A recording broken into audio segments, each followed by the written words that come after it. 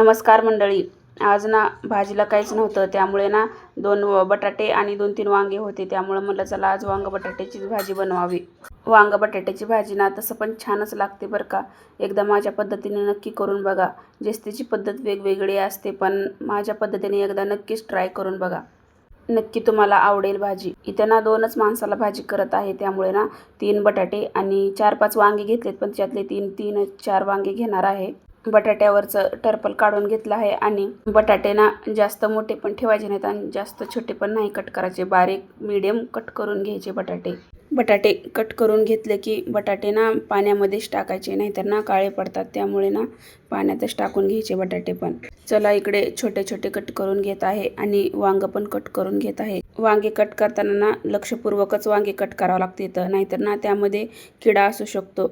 मी तर इथं बारीकच कट केले आहेत वांगे, तरी सुद्धा माझं एक वांग खराब निघालं ना. त्यामुळे ना तुम्ही लक्षपूर्वकच वांगे कट करा.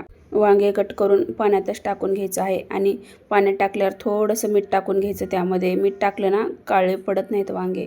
वांग बटाट्याच्या भाजीला ना काय काय साहित्य लागते त्याने आधीच कट करून घेतलं आहे.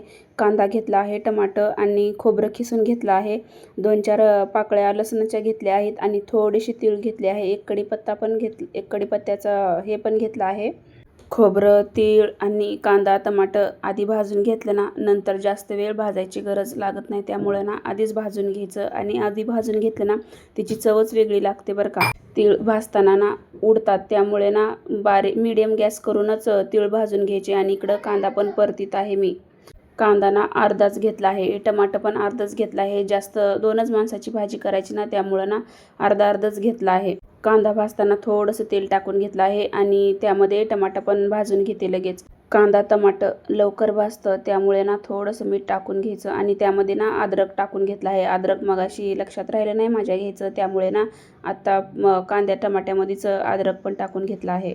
चला मग हे वाटून घेऊ. आणि लसूण राहिला, लसूण ना 3-4 पाकळ्या घेतल्या आहेत आणि कोथिंबीर थोडीशी घेतली आहे. साहित्याला ना मिक्सरमध्ये असं बारीक वाटून घ्यायचं. थोडं पाणी टाकायचे असलं तर टाकू शकता तुम्ही, नाही टाकलं तरीही चालेल. पण ना मी थोडीशी मिरची टाकून घेतली आहे लाल, त्यामुळे ना मी थोडंसं पाणी टाकूनच घेणार आहे वाटण करून. लाल पावडर ना आमच्या घरची आहे, त्यामुळे ना ती कलर देणार नाही. त्याच्यामुळे ना मी लाल बेडगी मिरची पण टाकून घेतली आहे. त्याला आधी ना अर्धा तास भिजू घातला आहे. न भिजू घालता जर वाटलं तर ते वाटणार नाही, त्यामुळे ना भिजू घातला आहे. आणि इकडे ना 2 पळी तेल घेतलं आहे. तेलामध्ये मोहऱ्या तडतडल्या की कढीपत्ता टाकून घेतला आहे आणि इथं वाटून घेतलेला मसाला टाकून घेतला आहे. घरचं लाल तिखट टाकून घेतलं आहे आणि थोडीशी हळद टाकून घेतली आहे. काळा मसाला आणि थोडासा गरम मसाला पण टाकून घेतला आहे. ह्या मसाल्याला ना तेल सुटूपर्यंत ना छान असं परतून घ्यायचं, कारण मीडियम गॅसवरच परतलं ना तेल छान सुटतं बरं का.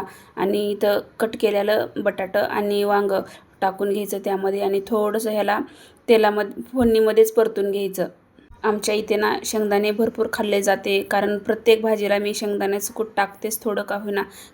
किती पण मसाला करू देत, पण शेंगदाण्याचं कूट लागतं भाजीला. त्यामुळे ना इथं 2 चमचे शेंगदाण्याचं कूट पण टाकून घेतलं आहे. आणि थोडंसं त्या मिक्सरच्या भांड्यामध्ये ना आपला राहिलेला मसाला वाया जाऊ नये म्हणून मिक्सरच्या भांड्यामध्ये थोडंसं पाणी टाकून त्यामध्ये पाणी टाकून घेतलं आहे भाजीमध्ये. मी ना कोणती पण भाजी केली ना त्यावर प्लेट झाकूनच शिजविते आणि मीडियम गॅसवरच भाजी ही होऊ देते. थोडीशी कोथिंबीर कट करून त्याच्यावर वरती टाकून घेतली आहे आणि ते बघा भाजीचा लूक कसा दिसतोय आपल्या.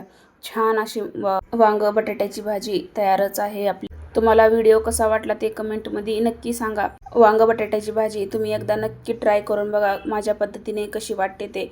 चला मग भेटू पुढच्या व्हिडिओमध्ये. बाय.